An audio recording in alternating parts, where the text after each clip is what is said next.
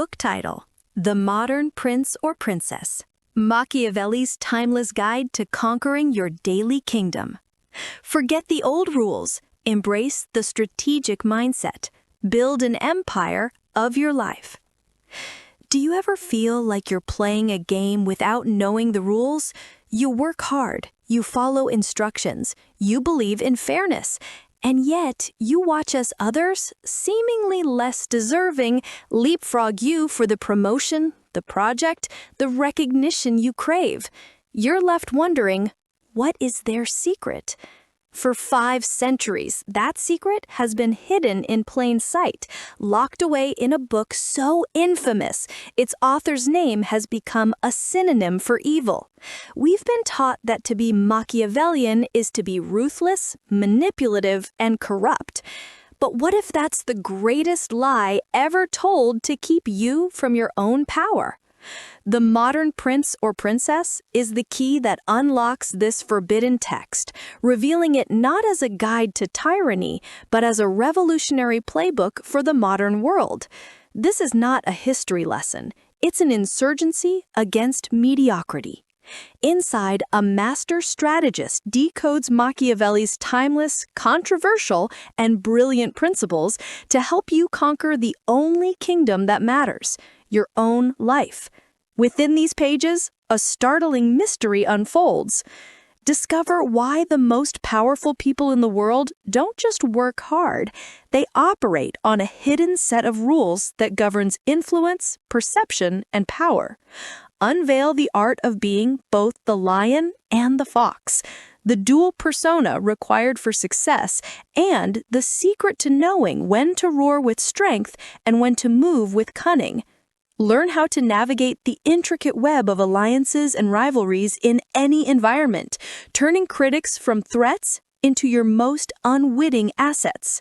Master the unspoken language of power, where a strategic silence can be more commanding than the loudest argument. This book challenges you to forget the idealistic rules that have been holding you back. It's a guide to seeing the world as it is, not as you wish it to be, and using that clear-eyed vision to your advantage. It's not about sacrificing your integrity. It's about becoming too effective to be ignored. The question is no longer whether you can rule your life. The question is, will you dare to learn how?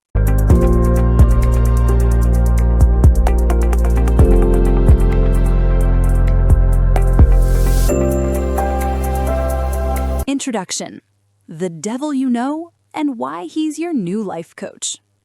What if everything you thought you knew about being Machiavellian was wrong? What if the man whose name is synonymous with political deceit and scheming was actually the ultimate life coach you never knew you needed? Forget the whispered accusations in the boardroom and the dastardly villains in historical dramas. We're about to dust off the 16th century Italian diplomat Niccolò Machiavelli and reveal the timeless strategic genius beneath the sinister reputation. For centuries, his name has been dragged through the mud, becoming a shorthand for cunning, backstabbing, and a ruthless pursuit of power. In psychology, Machiavellianism is even part of the dark triad of personality traits, alongside narcissism and psychopathy. But here's a little secret the history books don't always scream from the rooftops. Machiavelli was a staunch defender of his republic, a playwright, a poet, and a man who was tortured and exiled for his political beliefs. He even collaborated on a wild, harebrained scheme with Leonardo da Vinci to redirect a river and gain an advantage over a rival city-state.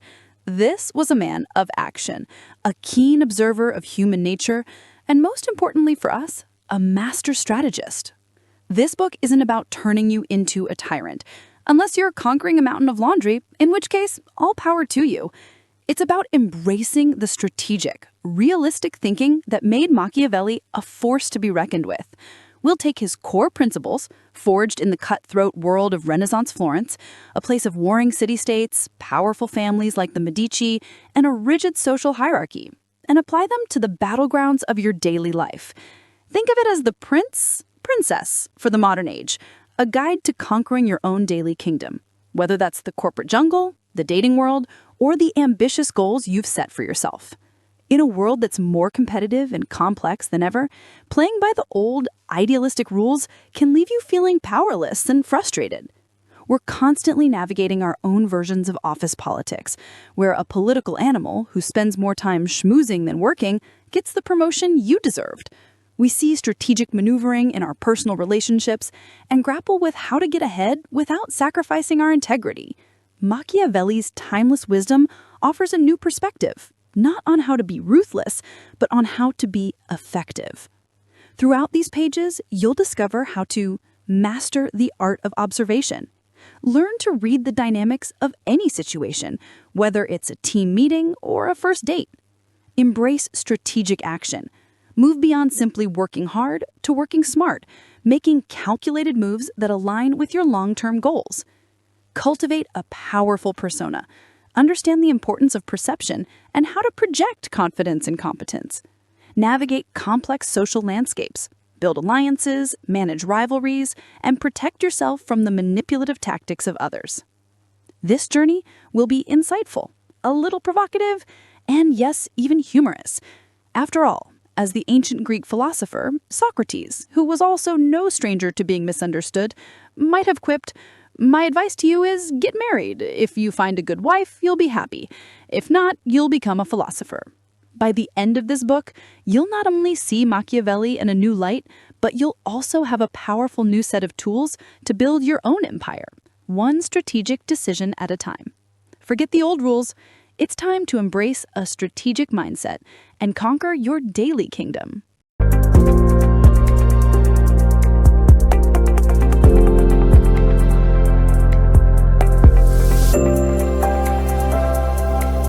Chapter 1. Your Kingdom, Your Rules.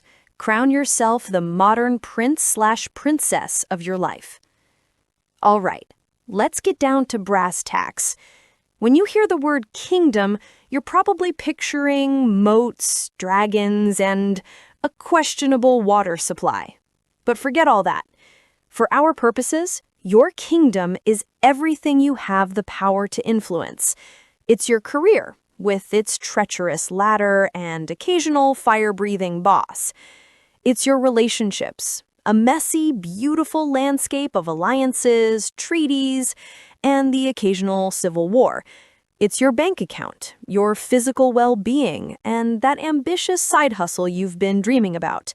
This is your territory, your dominion, and it's high time you started ruling it with intention. This is the Machiavellian lens. It's not about being sinister, it's about being a realist. Machiavelli's entire philosophy was built on the idea of looking at the world as it is, not as we wish it would be. He called this the verità effettuale, the effectual truth. Applying this lens means swapping wishful thinking for a clear-eyed assessment of your own personal principality. Self-awareness, not self-obsession. Who's on the throne? Before a prince could conquer a neighboring city-state, he first had to know what he was working with.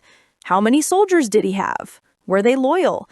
Was the treasury full of gold or just a few sad, dusty coins? You, modern prince/princess, must do the same.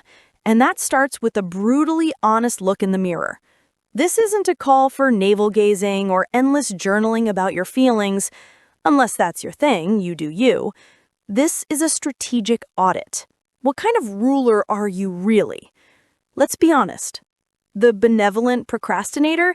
You have grand visions for your kingdom. A debt-free utopia. A promotion to head of everything. Six-pack abs. Your subjects, i.e. your ambitions, love you for it. The only problem? You'll get to it tomorrow. You rule from a very comfortable throne of someday. The people-pleasing monarch? You spend all your time trying to keep the neighboring kingdoms happy. You say yes to every request, lend out your resources until your own treasury is bare, and would rather be publicly flogged than let someone be mildly disappointed in you. Your approval ratings are sky high, but your own kingdom is crumbling. The tyrant of the to-do list? You are ruthlessly efficient. You conquer tasks with an iron fist. But you often forget that your kingdom includes people. your friends, your family, yourself. You're so focused on expansion that you forget to enjoy the territory you already have. Go on, have a laugh. Recognizing your ruling style isn't about judgment. It's about data collection. A wise prince knows his own nature. He must learn to be not good when the situation demands it, not by becoming evil, but by setting aside idealistic notions that don't serve the state. For you, this might mean the people pleaser has to learn to be not good at saying yes to everything in order to protect the kingdom's resources. The benevolent procrastinator must learn to be not good at being comfortable and instead take decisive action. Radical self-honesty is your first and most powerful strategic weapon. Defining your domain. Map your world. Once you know the ruler, it's time to survey the lands. If your life is your kingdom, you need a map. A vague desire to be successful or be happy is like a prince saying he wants to conquer the stuff over there. It's a recipe for wandering aimlessly. Debt-specific. What territories do you want to conquer, build, or protect? Your career castle? What's the title on the door you want? How much gold, salary, do you need in the treasury? What skills, soldiers, do you need to acquire to lay siege to that promotion? Your relational realm? Who are your trusted allies? Who are the energy-draining warlords you need to build bigger walls against? What alliances, friendships, partnerships do you need to fortify? The province of your well-being? What does a thriving, well-defended territory look like here? Is it sleeping 8 hours a night? Running a 10K? Finally kicking that sugar habit? Your financial fortress? What's the state of your economy? Do you have a war chest for emergencies? A plan for growth and investment? Are you defending your borders against frivolous spending? Grab a piece of paper, your royal parchment, and draw your map. Define the borders, name the provinces, identify the looming threats and the golden opportunities. This isn't just goal setting, this is strategic statecraft. You are defining the world you intend to rule. Lesson learned, the first step to powerful action is radical self-honesty and a clear vision of your personal empire. You cannot conquer what you have not defined. You cannot rule effectively until you understand the ruler. So crown yourself, pick up your scepter, take a long, hard, and humorous look at the person on the throne and the kingdom at your feet. The campaign has just begun.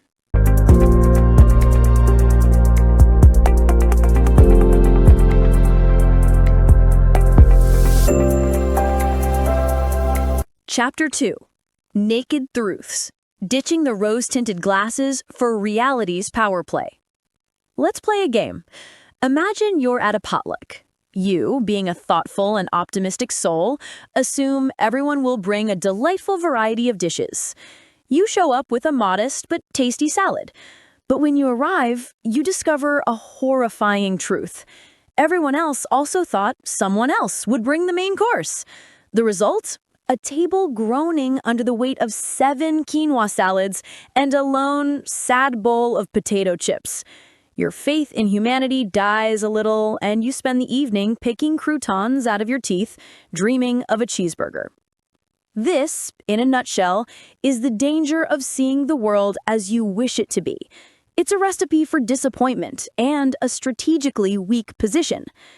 Niccolò Machiavelli's entire philosophy is built on a single, powerful cornerstone. You must see the world as it is, not as you hope, dream, or believe it should be.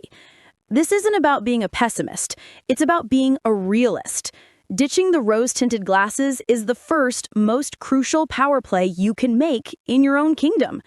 True power doesn't come from positive thinking. It comes from clear thinking. Understanding human nature, especially when it's a little disappointing. Machiavelli had a rather blunt assessment of humanity. He argued that people are generally ungrateful, fickle, liars and deceivers, avoiders of danger, and greedy for profit. Before you clutch your pearls, let's translate this into modern terms. This isn't a condemnation. It's an observation of predictable patterns driven by self-interest. Understanding these patterns is your secret weapon. Think about your workplace. Remember that colleague, let's call him credit-stealing Carl? He's always the first to chime in during a meeting to rephrase your brilliant idea and present it as his own. He's not necessarily evil. He's acting out of ambition and a desire for self-preservation. An idealist might get angry and complain about the injustice. A Machiavellian realist, however, sees the pattern. You learn to present your ideas in a way that's undeniably yours from the start, perhaps by sending a summary email beforehand. You see Carl not as a villain, but as a predictable force of nature, like a raccoon that will absolutely get into your garbage if you leave the lid off. You don't hate the raccoon, you buy a bungee cord. Or consider the world of dating. You go on a few great dates with someone. You imagine a future of romantic walks and shared Netflix queues. Then they vanish. The ghosting phenomenon is pure Machiavellianism in action. In times of prosperity, i.e. when things are fun and easy, people can be trustworthy. But in times of adversity, i.e. when commitment or difficult conversations are required, they can become selfish and deceitful. It's not a personal failing on your part. It's a reflection of their own fear and self-interest. Seeing this pattern doesn't make you cynical. It makes you wiser. It helps you invest your emotional energy in those whose actions, not just their words, prove their loyalty. The illusion of control. Fortuna and her furious river. Now for one of Machiavelli's most brilliant concepts, the dynamic duo of virtù and fortune. Think of fortuna, fortune, as everything outside of your control. Machiavelli vividly described it as a raging river that when it floods can wipe out everything in its path. It's the unexpected layoff, the sudden illness, the global pandemic that cancels your travel plans, or the simple dumb luck of being in the right place at the right time. You cannot stop the river from flooding. Wasting energy wishing the river wasn't there is a fool's errand. This is where virtù comes in. Virtù is not virtue in the moral sense of being a good person. It's your skill, your strategic thinking, your boldness, your adaptability, and your ability to respond to circumstances. It's your agency. A ruler with virtù doesn't stand on the riverbank and pray for the flood to stop. In the dry season, they build dams, levees, and channels to prepare for the inevitable. They do everything in their power to mitigate the damage and even harness the river's power for their own benefit. You can't control the economy, fortuna, but you can build up your skills, create an emergency fund, and diversify your income streams. You can't control whether your boss is in a bad mood, fortuna, but you can control the quality of your work and the professionalism of your communication, virtù.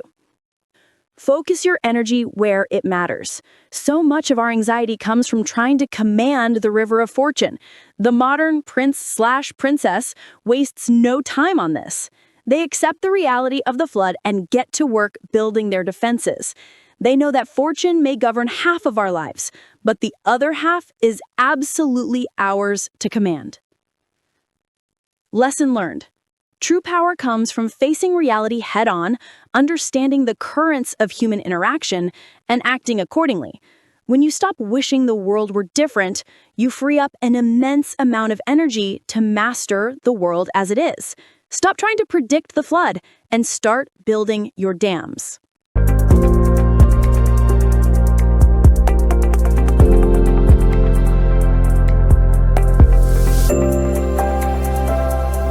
Chapter 3. The Art of the Chessboard. Making moves that matter, not just moving.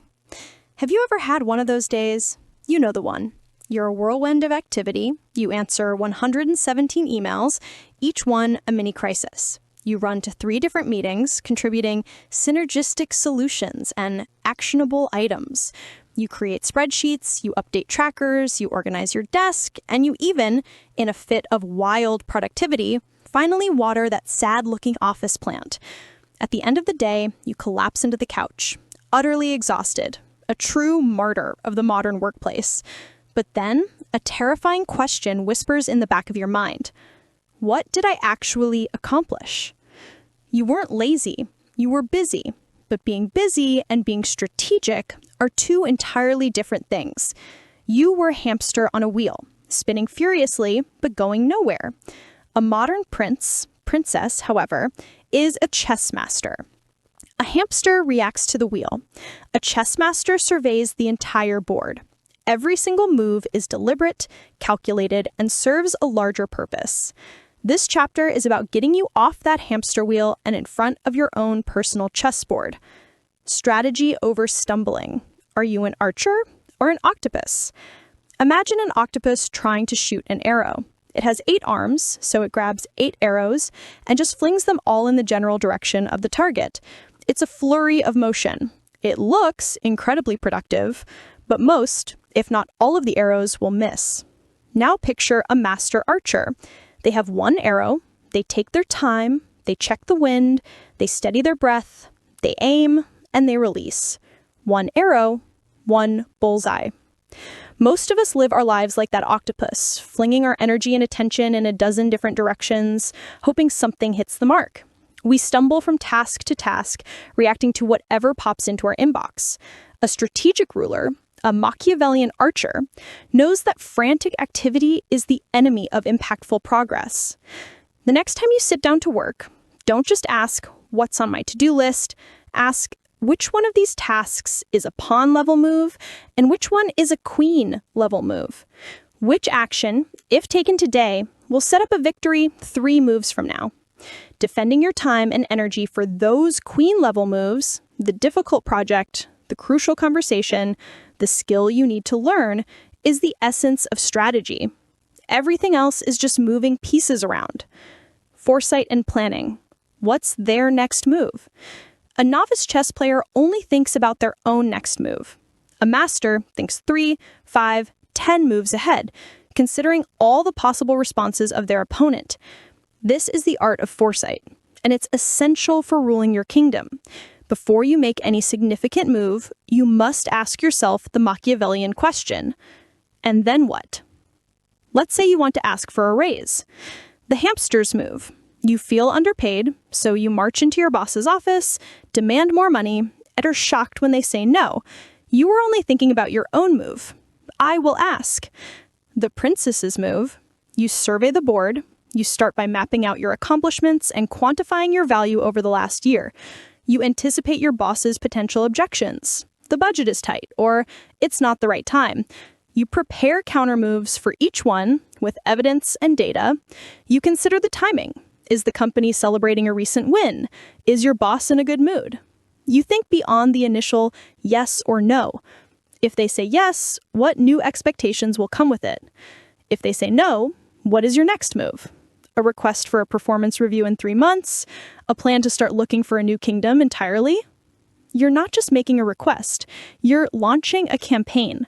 This isn't about being paranoid, it's about being prepared.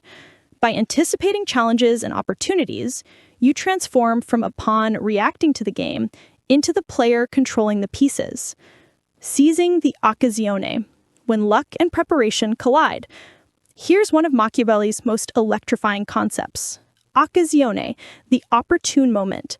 We tend to think of these as moments of pure luck, bumping into a potential client in an elevator or seeing a dream job pop up online.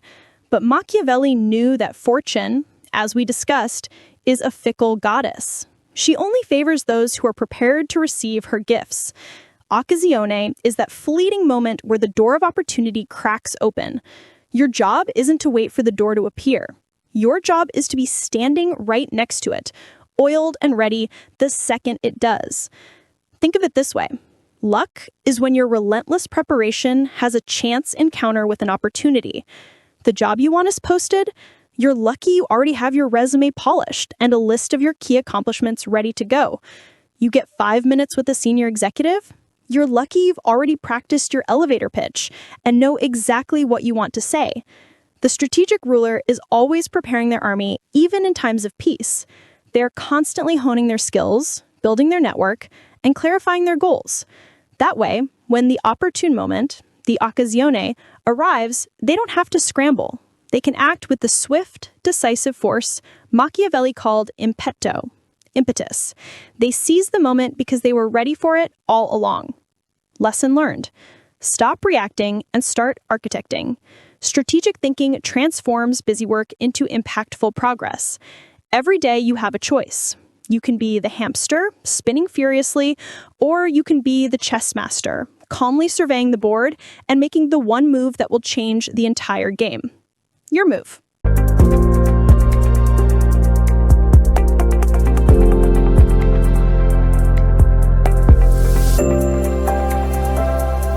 Chapter 4. Your Loyal Subjects and Strategic Alliances. The Power of Your Inner Circle.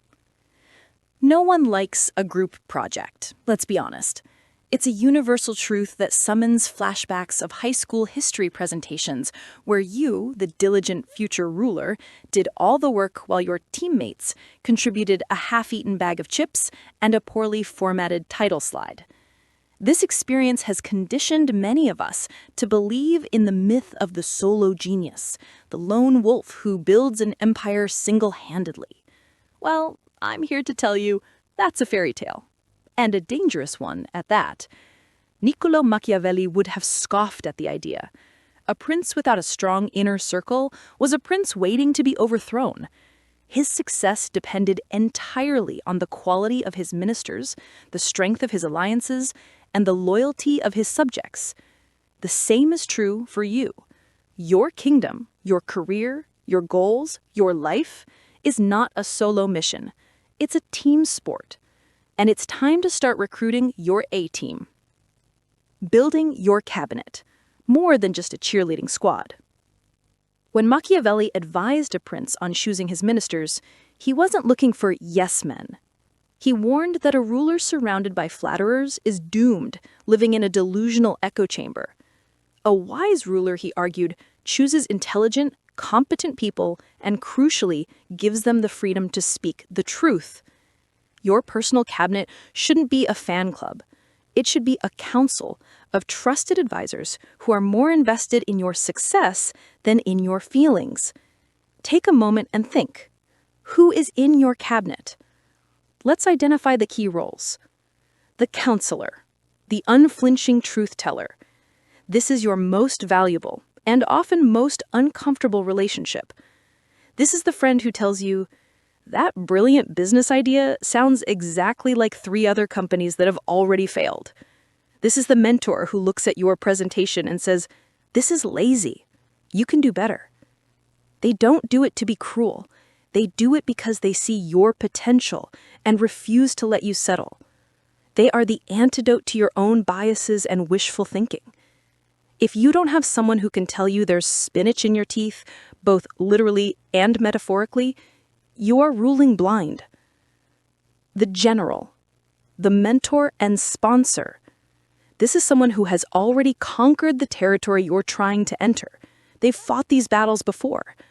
A mentor gives you advice and shares their war stories. A sponsor takes it a step further. They are your champion. They use their political capital to advocate for you in rooms you aren't in yet. They don't just give you the map. They help open the gates for you. The ambassador, the master connector. This person is your networking powerhouse. They know everyone. They are a walking, talking LinkedIn with a personality. They build bridges and gather intelligence from other kingdoms, departments, industries, social circles. They're the one who says, oh, you're struggling with that software problem? You have to talk to my friend Sarah. She's a wizard. An ambassador extends the reach of your kingdom far beyond its current borders. The treasurer, the accountability partner. This is the person who keeps you honest about your most precious resources, your time, your money, and your energy. They're the friend you text after you go to the gym, the one who checks in on your progress with that online course you started. They hold you to the commitments you've made to yourself. They are the guardian of your effectual truth, ensuring your actions align with your stated goals. If you look around and realize your inner circle is filled only with people who agree with you, It's not a cabinet, it's an audience. And an audience can't help you rule. The art of the alliance. Networking without the ick factor. Networking is a word that can make your skin crawl. It conjures images of stuffy rooms, forced smiles, and slimy business card exchanges. Let's rebrand it. A Machiavellian ruler doesn't network. They forge mutually beneficial alliances. The key is the first part, mutual benefit. An alliance isn't about what you can get, it's about what you can give. Before you ever ask for help, you should always be thinking, how can I be useful to this person? This simple shift in mindset changes everything. It transforms you from a courtier begging for favors into a fellow ruler seeking a strategic partnership. Think about the IT guy at your office. You can be the person who only talks to him when your laptop is on fire, or you can be the person who occasionally asks him about his weekend, remembers he's a huge fan of a certain sci-fi show, and brings him a coffee, just because. When a real crisis hits, who do you think he's going to help first? That's a small-scale, everyday alliance.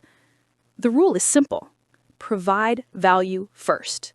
Share an interesting article. Make a useful introduction. Offer a genuine compliment on their work.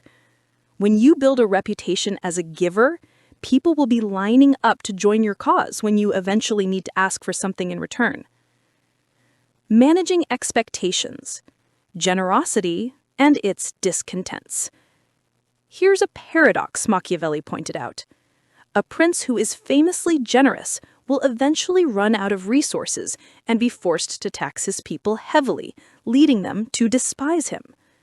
A prince who is initially seen as prudent or even a bit stingy, but who manages his resources well, can fund his ventures without burdening his subjects, and will ultimately be seen as more generous.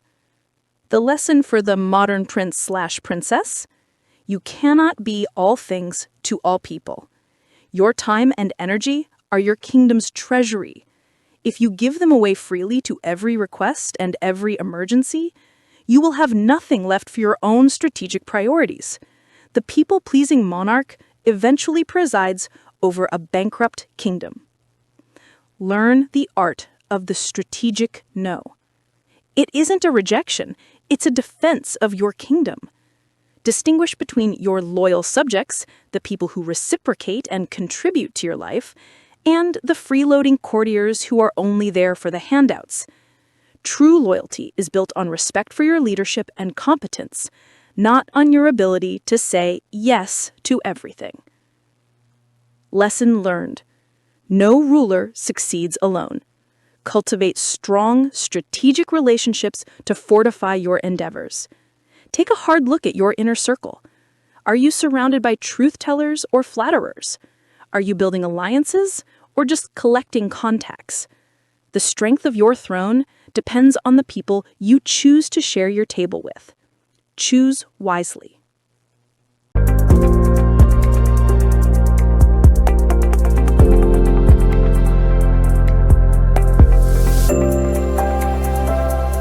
Chapter 5. Taming the trolls and conquering critics when your empire faces rebellions. Sooner or later, it happens to every ruler. You're sailing along, conquering your to-do list, feeling pretty good about your kingdom, and then it comes. The critical email from your boss, the passive-aggressive comment from a family member, the anonymous troll in your social media comments who informs you that your new haircut makes you look like a deranged Muppet. Welcome to the rebellion. No matter how benevolent or brilliant a ruler you are, you will face opposition. It's a fundamental law of physics and human nature. For every action, there is an equal and opposite critic. Your first instinct might be to panic, to argue, to go full-on scorched earth and type a furiously eloquent rebuttal to @keyboardwarrior47. But a modern princess knows that a rebellion is not just a threat. It's a test of your leadership. It's a strategic challenge that, if handled correctly, can actually make your empire stronger. The power of perception. Your reputation is your royal guard. Machiavelli was obsessed with appearances, not in a vain, does this toga make me look fat way, but in a deeply strategic one. He understood a simple, timeless truth.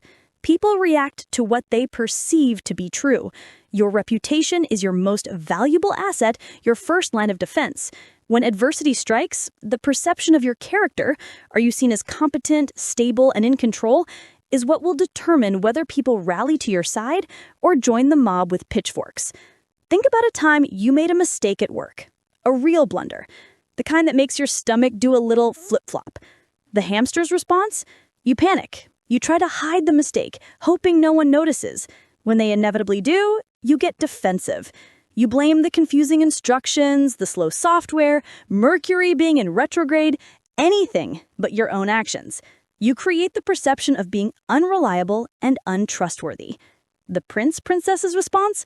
You act swiftly. Before the rumor mill can even start grinding, you go to your boss. You say, I messed up.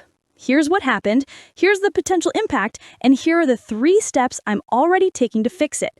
You don't grovel or make excuses. You project calm, control, and competence, even in the face of failure. You have seized control of the narrative.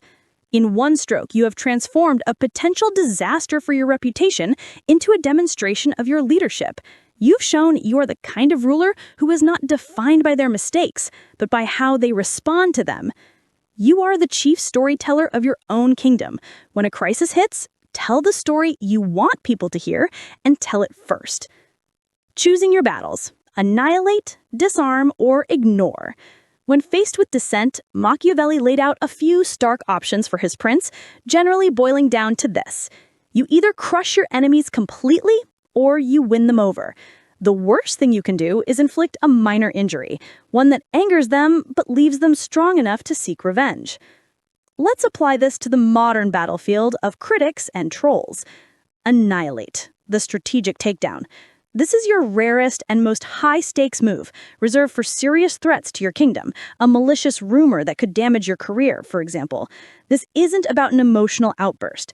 It's a calm, calculated, and evidence-based dismantling of the opposition. It's the meticulously documented email to HR, the public presentation that proves your data is correct. You don't just win the argument, you end it. Use this weapon sparingly, as it consumes immense energy. Disarm, the charm offensive. This is often your most powerful tactic.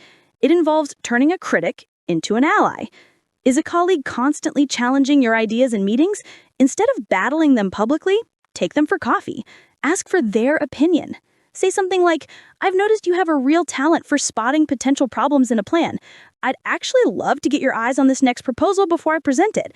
You might see something I've missed.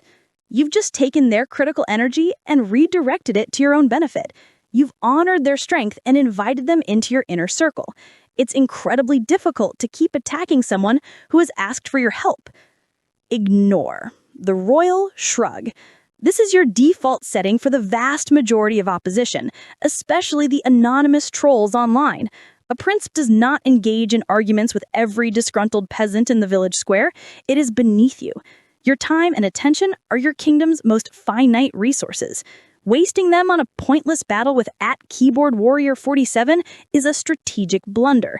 Remember, their goal is to get a reaction, to drain your energy.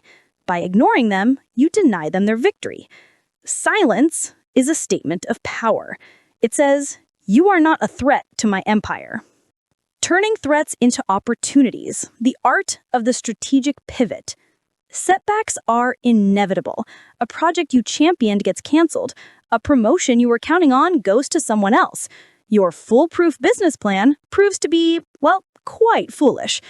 Machiavelli knew that fortune would always be a raging river, capable of washing away your best-laid plans. A great leader isn't one who avoids the flood, but one who knows how to build a boat out of the wreckage. Every threat, every failure, contains a seed of opportunity for those with the virtù to see it. The project got canceled? Now you have an opportunity to lead the lessons learned debrief, positioning yourself as a thoughtful, resilient leader. You also have newfound free time to dedicate to a new, higher impact initiative. Didn't get the promotion? This is your occasione to get brutally honest feedback.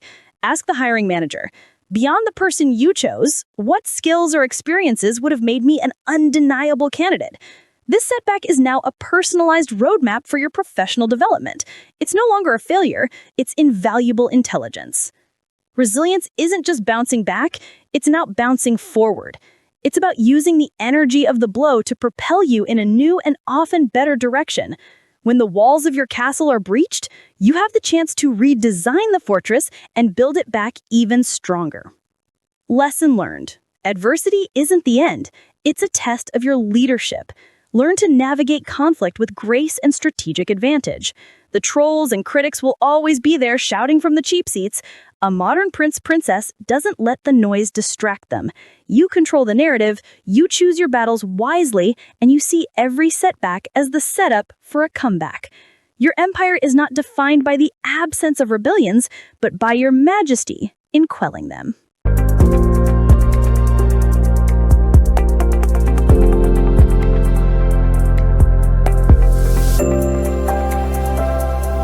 Chapter 6.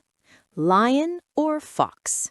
Mastering the shape-shifting art of success. Picture this. You have a brilliant idea at work. You've done your research, you've built the perfect slide deck, and you know this could be a game changer. You decide to channel your inner lion. You march into the big meeting, roar your idea with passion and force, and pound the table for emphasis. Okay, maybe just metaphorically. The result? Your boss, who hates being put on the spot, recoils. Your colleagues see you as aggressive. Your brilliant idea is dead on arrival, slain by your own ferocity. Okay, take 2. You have the same brilliant idea. This time, you decide to be a fox. You quietly mention the idea to a key influencer over coffee, letting them feel some ownership.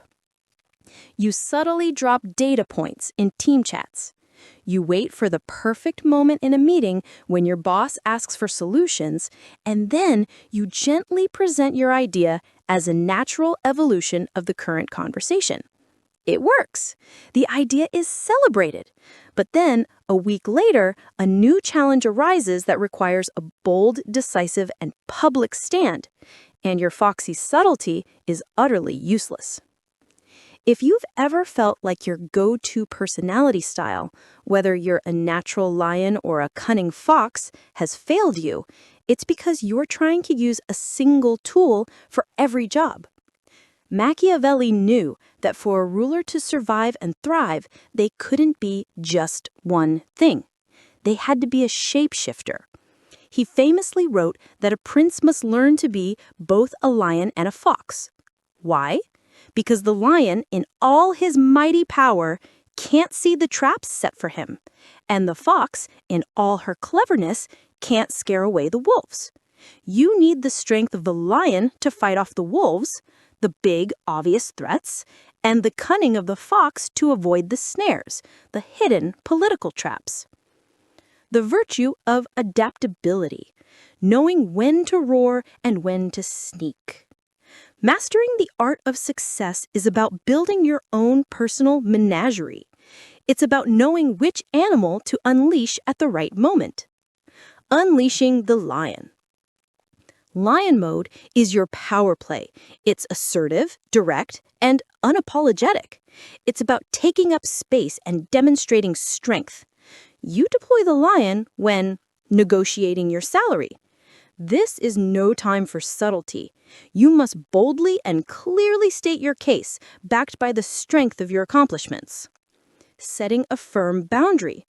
When someone repeatedly oversteps, the fox's gentle hints are useless. The lion draws a line in the sand and says, "This far and no further." Taking charge in a crisis.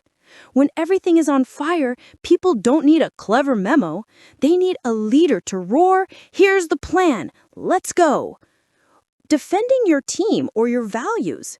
When something is fundamentally wrong, the lion rises to protect its pride. The lion is powerful, but use it too often and you'll be seen as a bully. Your roars will become background noise and people will learn to simply avoid your cage. unleashing the fox. Fox mode is your strategic play. It's subtle, observant, and patient. It's about understanding the terrain before you walk on it. You deploy the fox when navigating office politics. Before you propose a big idea, the fox gathers intelligence. Who are the key stakeholders? What are their motivations? Who do I need to win over before the big meeting? Giving difficult feedback. A lion's roar can shatter someone's confidence. A fox can deliver the same message with nuance and care, preserving the relationship while still making the point. Planting an idea.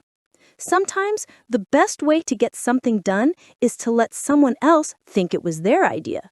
The fox whispers a suggestion and lets it grow in someone else's garden. Listening more than you speak. The fox knows that information is the most valuable currency in any kingdom. In meetings, it sits back and learns the landscape before making a single move. The fox is clever, but use it exclusively and you'll be seen as sneaky or passive. When a bold move is needed, your cleverness will look like cowardice. Navigating the ethical tightrope. Cleverness without corruption. Right about now, a little voice in your head might be whispering, "Wait a minute, isn't this manipulative? Isn't this evil?" Let's put that myth to rest right now. Being strategic is not the same as being sinister. Having a range of behaviors is not the same as being fake. The difference lies in one crucial thing: your core values. Think of your core values, your integrity, your sense of fairness, your non-negotiables, as the constitution of your kingdom. A lion defends its territory. It doesn't attack for sport. A fox outsmarts a hunter's trap. It doesn't set traps for innocent bunnies. Your adaptability must always serve your constitution. Being a fox isn't about lying, it's about timing your truth for maximum impact. Being a lion isn't about being a jerk, it's about asserting your value with confidence. The goal is to be effective, not to be deceitful. Where is your ethical line? Define it now. Write down the 3 things you will never do to get ahead. This is your royal decree. Any strategy that violates it is forbidden. This is what separates a modern prince, princess, from a common tyrant. Flexibility in the face of change. The world doesn't care about your 5-year plan. Fortune's river will flood, landscapes will shift, and the rules of the game will change without your permission. A ruler who is only a lion, rigid, strong, and unbending, will be the first to snap in a storm. A ruler who is only a fox, hesitant and overly cautious, will be swept away by the current. The shapeshifter survives. When your company restructures and your job is eliminated, the lion in you mourns the loss and fights for a fair severance package. But then, the fox takes over, surveying the new landscape, seeing the hidden opportunities, and cleverly networking its way into a new, even better role. This dynamic dance is the very essence of resilience. Lesson learned. Success requires dynamic leadership, knowing when to be assertive and when to be subtle, all while staying true to your core. Stop trying to be one thing. You are not just a lion or a fox, you are the ruler of the entire menagerie. The true master doesn't just have a favorite tool, they have a full toolbox and the wisdom to know when to use the hammer and when to use the lockpick. Now, go rule.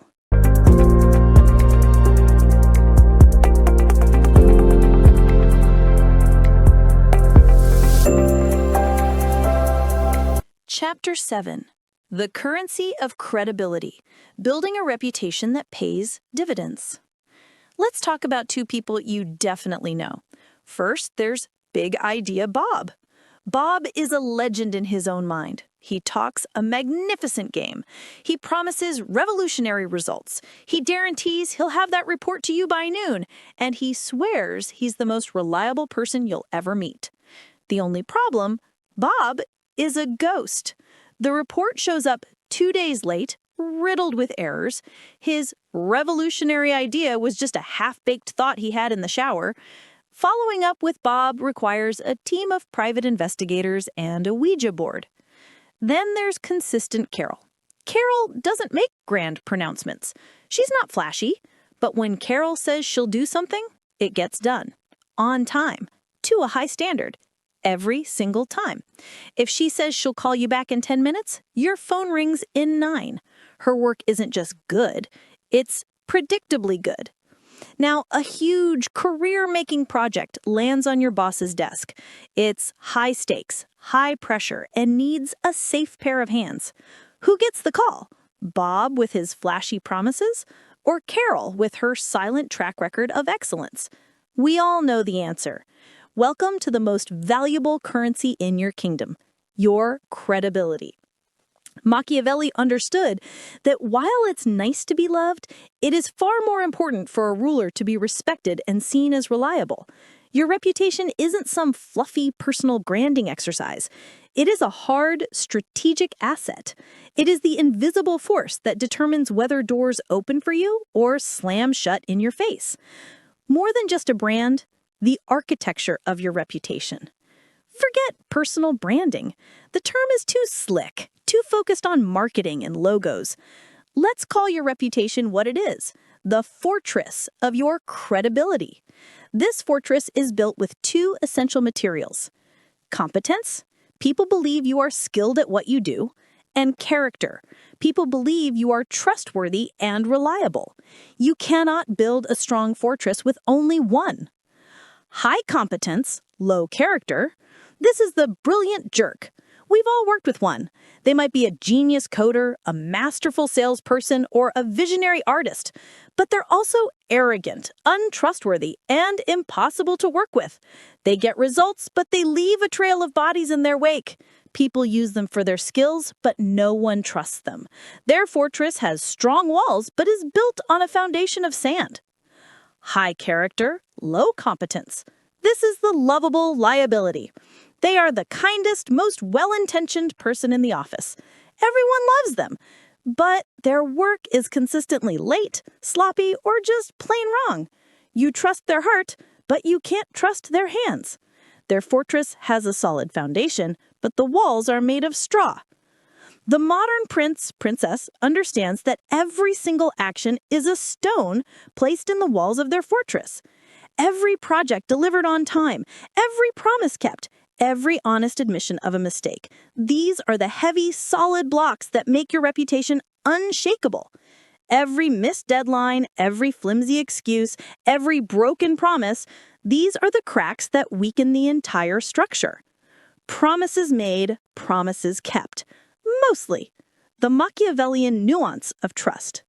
Now, let's tackle one of Machiavelli's most infamous pieces of advice, that a prince need not keep his word if it is disadvantageous to do so.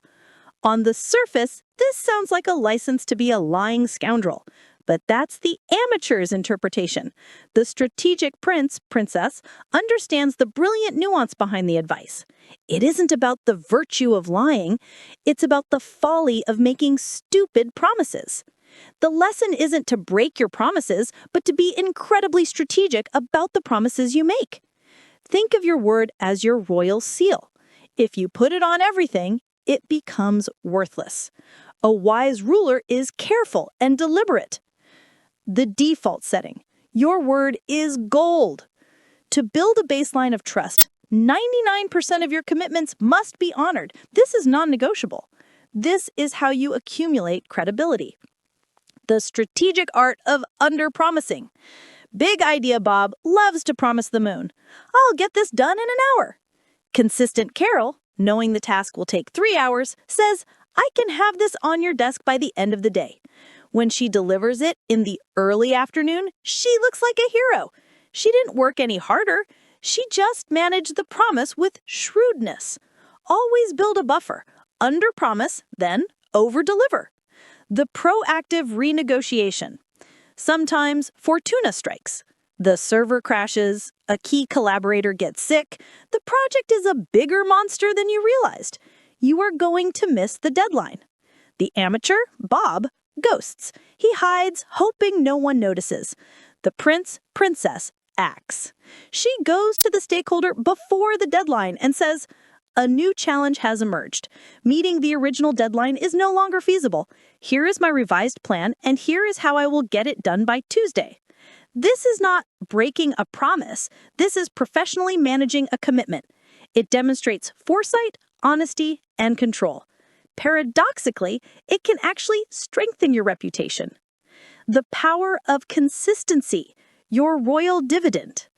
One heroic act can make you famous for a day. Consistency makes you a legend. The real power of credibility comes not from a single flashy victory, but from a long, unbroken chain of reliability. When you are consistently excellent, something magical happens. Your reputation starts to do the work for you. It becomes your silent ambassador, entering rooms before you do. Your boss stops micromanaging you because they know your name is a synonym for quality. Opportunities start coming to you because people want the sure thing on their team. When you speak, people listen because your words are backed by a history of action. When you do inevitably make a mistake, people give you the benefit of the doubt. Your vast credibility account has more than enough capital to cover the occasional withdrawal. This is the dividend your credibility pays. It is the trust, autonomy, and respect you earn from every stone you have patiently, consistently, and deliberately placed in the walls of your fortress. Lesson learned. Your word and your deeds are your most powerful assets. Cultivate a reputation that commands respect and opens doors. Stop trying to build a brand. Start today by laying one perfect stone. Keep one small promise. Deliver one task on time. That is how empires of credibility are built.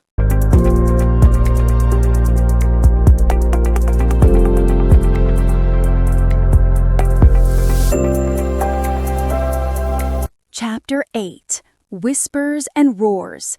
Commanding attention and results with your voice. You've been there. You're in a meeting, your heart thumping like a drum solo, waiting for the perfect moment to unveil your brilliant idea. You've rehearsed your points, you've got the data, this is it. You finally find a gap in the conversation, you open your mouth, and nothing. A rambling, apologetic stream of words tumbles out.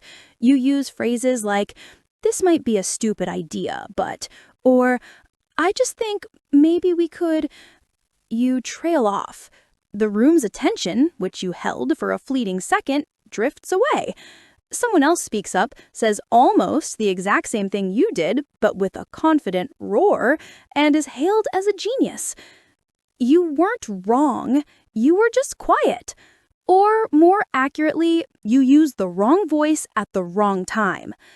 A modern prince/princess understands that their voice is the most powerful instrument of statecraft they possess. It is not just a tool for conveying information, it is a tool for shaping reality. With it, you can rally armies or project teams, negotiate treaties or raises, and build an empire of influence. But to do so, you must learn to be a virtuoso, capable of both the thunderous roar of the lion and the strategic whisper of the fox. The art of persuasion. It's not what you say, it's what they hear. Persuasion isn't about winning an argument through brute force logic. If it were, the smartest person in the room would always be in charge. And we all know that's definitely not the case.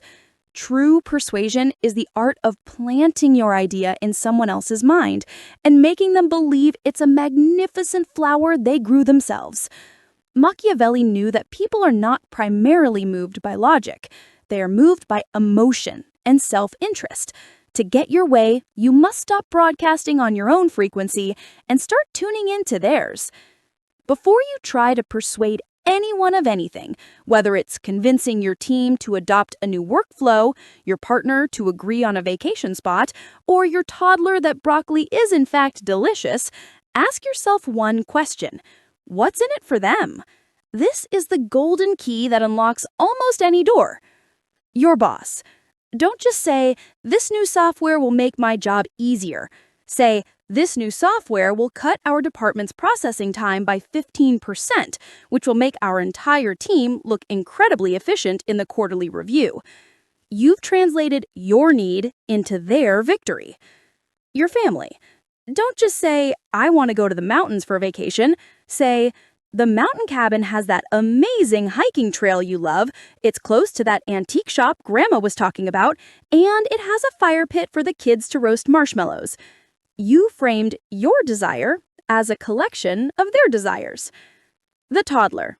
Okay, this one's a bit harder, but instead of "eat your broccoli because it's healthy," you might try, "These little trees will give you the superpower to run extra fast in the backyard." You've appealed to their aspiration as opposed to your own, not raising a scurvy-ridden child. Stop making speeches. Start building bridges from your idea directly to their self-interest.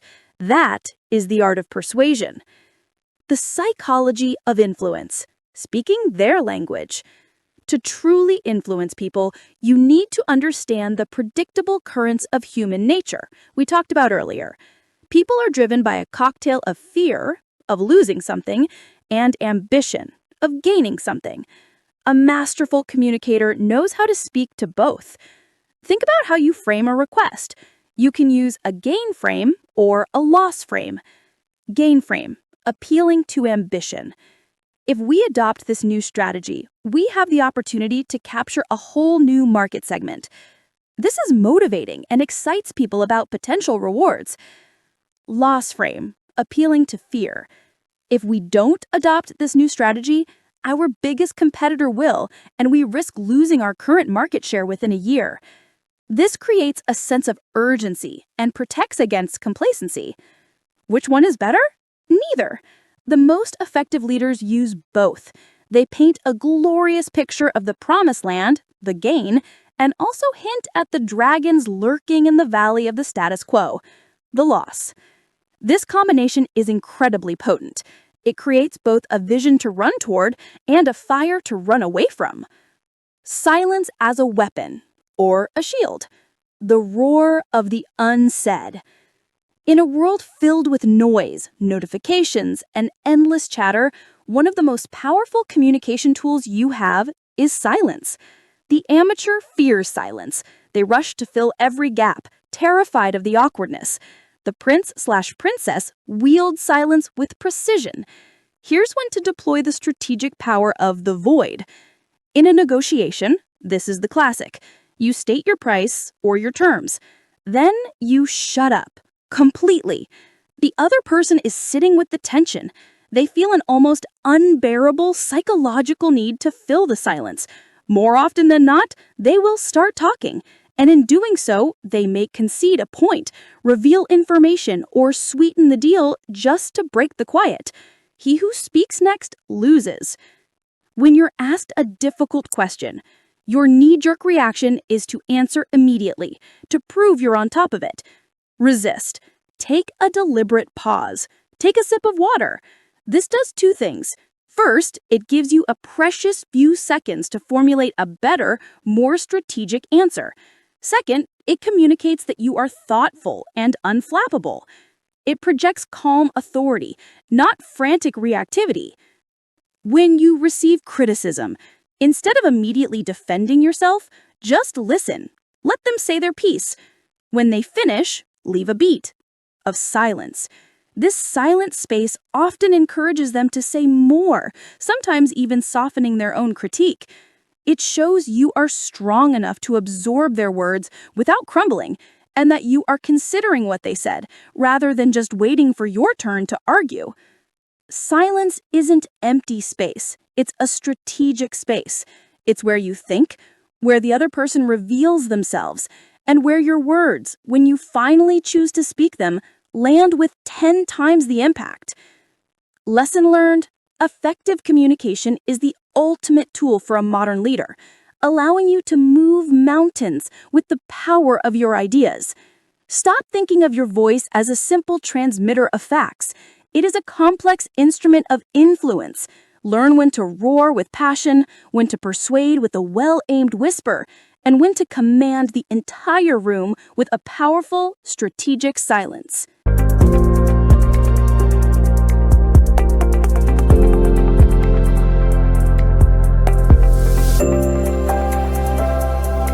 Chapter 9. Fortune favors the bold and the prepared, forging your own destiny. How many times have you found yourself waiting for the perfect job to open up, waiting for inspiration to strike on that project you've been putting off, waiting for your boss to finally notice your hard work, waiting for your lucky break? We treat our lives like we're waiting for a bus in the rain, passively hoping it will show up eventually, saving us from the downpour of our own circumstances. This is the lottery ticket theory of life. We believe that success is a random stroke of lightning, a winning number that will one day be called, transforming our lives in a flash. We attribute the success of others to good luck or being in the right place at the right time, absolving ourselves of the responsibility to create our own luck. A modern prince or princess knows this is a fool's game. A ruler does not wait for fortune to bestow gifts upon them. They march out and create their own. Machiavelli had a profound and empowering view of this dynamic. He saw life as a constant battle between two forces: fortuna, fortune, luck, the chaos you can't control, and virtù, your skill, your courage, your preparation, your audacity. He believed that while fortune may control half of our actions, the other half is absolutely ours to command. This chapter is about seizing your half. Mastering fortuna: how to build a dam before it rains. Machiavelli had a brilliant and vivid metaphor for fortune. He called it a raging river.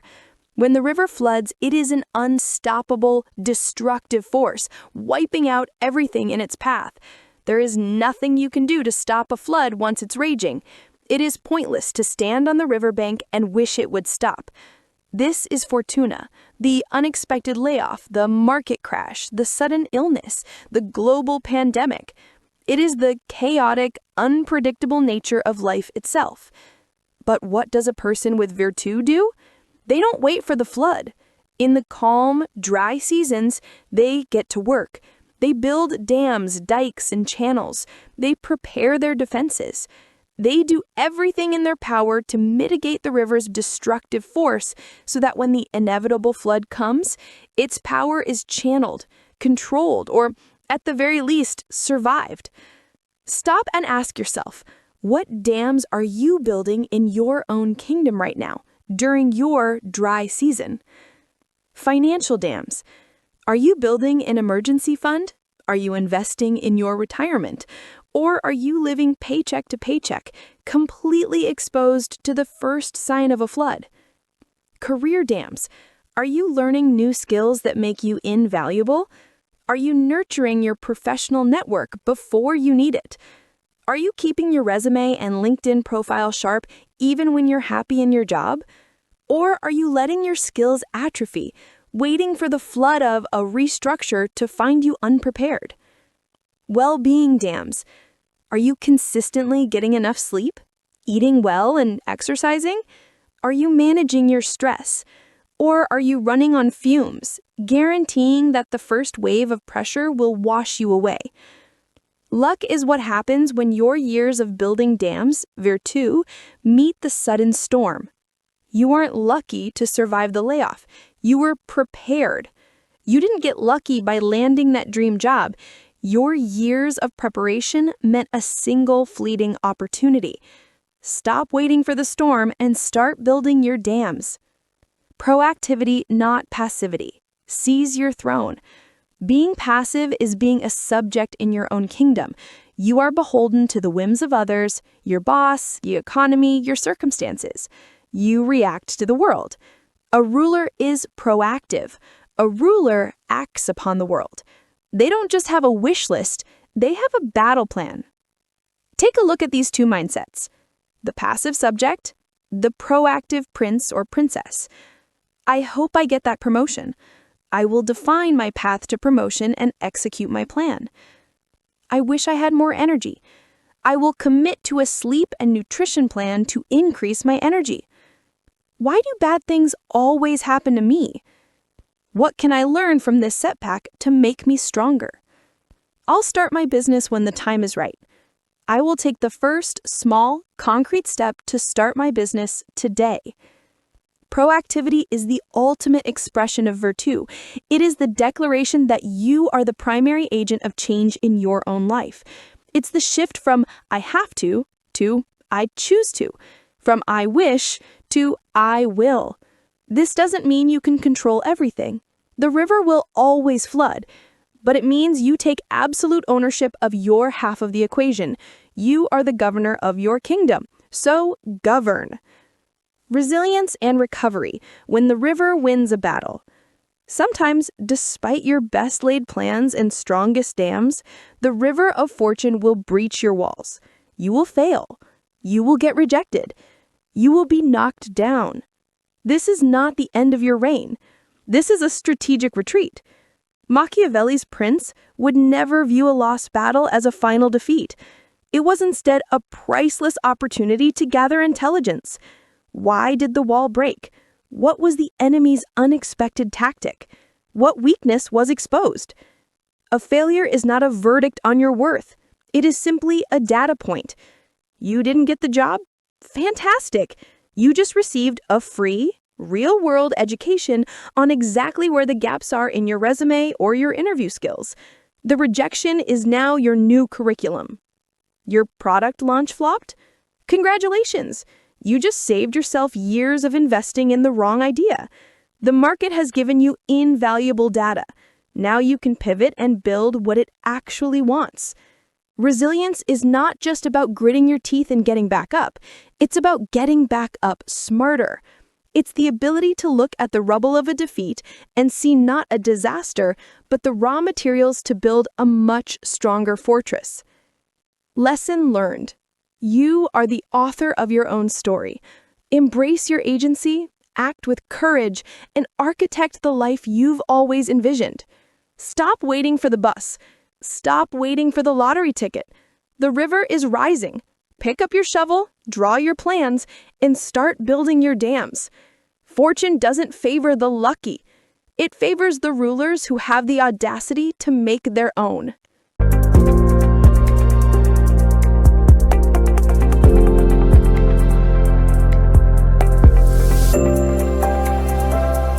Conclusion. Your Machiavellian masterpiece, living a life of purpose and power.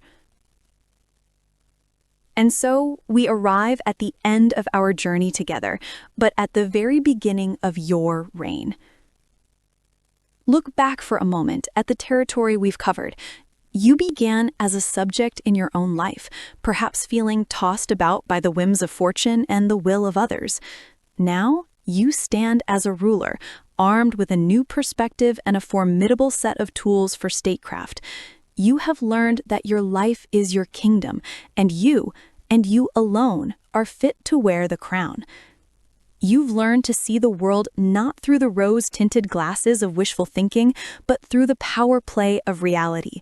You've traded the frantic energy of the hamster wheel for the deliberate, calculated moves of a chess master, understanding that true progress comes from strategy, not stumbling.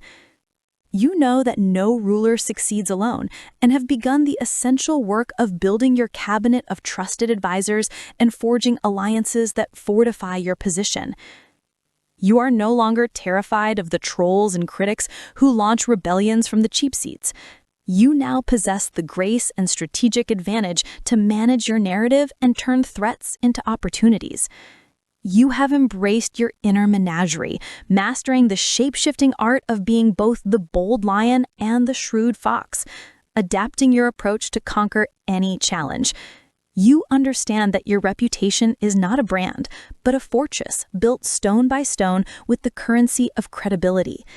You have learned to command attention not just with a roar, but with a whisper, and even with a powerful strategic silence. And most importantly, you have rejected the lottery ticket theory of life, ready to build dams against the raging river of fortune and forge your own destiny with courage and virtù. This is the arsenal of the modern Prince S. The ethical ruler, power with purpose. Before you close this book and begin your campaign in earnest, let us address the ghost that has haunted Niccolò Machiavelli for 5 centuries. Let us be crystal clear. This was never a guide to becoming a tyrant. The Machiavellian mindset is not an instruction manual for effectiveness. Power without purpose is hollow. Strategy without integrity is corruption. The entire point of this journey is not to conquer others, but to conquer the biggest and most unruly territory of all, yourself. It's about achieving a state of radical self-honesty, strategic self-awareness, and courageous self-mastery. Your values are the constitution of your kingdom. Your integrity is your true north. The strategies in this book are the instruments of your statecraft, and you, the ethical ruler, must decide how to wield them. The goal is not to win at any cost, but to win the game you actually want to play, a life of meaning, success, and authentic power.